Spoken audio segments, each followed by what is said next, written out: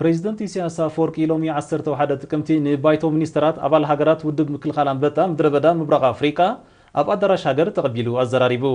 ፕሬዚደንት ኢሳያስ ኣብ ትርክብ እቲ ውድብ ኣዝዩ ኣገዳሲ እኳ እንተኾነ ኣብ ውሽጢ መቓን ምርግጋጽ ውሕስነት መግቢ ክርአን ናብ ዝሰፍሐ ናይ ምትእኻብ ደረጃ ክበጽሕን ከም ዘለዎ ገሊጹ።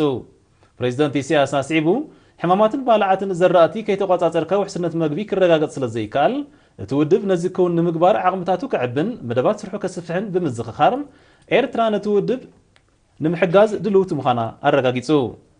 ኣባል ባይቶ ሚኒስትራት ኣባላት ሃገራት ውድብ ምክልኻል ኣንበጣ ምድረ በዳ ምብራቕ ኣፍሪቃ ብወገኖም ኣብ ኤርትራ ምምጽኦም ሓቀኛ ምስሊ ኤርትራ ንኽፈልጡን ንኽርዩን ከም ዝሓገዞም ተቒሶም ፕሬዚደንት ኢሳያስ ብዝሃቦም ሃነጽቲ ሓሳባት ከም ዝዓገቡን ኣብ ምምዕባል እቲ ውድብ ብሰፊሑ ክሰርሕሉ ምዃኖምን ሓቢሮም። ኣብቲ ርክብ ዳይሬክተር ውድብ ምክልኻል ኣንበጣ ምድረ በዳ ምብራቕ ኣፍሪቃ ሚስተር ጋስፓር ማላያን ኣብ ወንበር ናይቲ ውድብ ሚስተር ኮሚያቢ ቡላቢያን ከምኡውን ሚኒስተር ሕርሻ ኤርትራ ኣቶ ኣረፋይ ንብርሀት ዝርከቦም ሚኒስትራት ሪፓብሊክ ሱዳን፣ ሪፓብሊክ ደቡብ ሱዳን፣ ኡጋንዳን ተረኺቦም ነይሮም።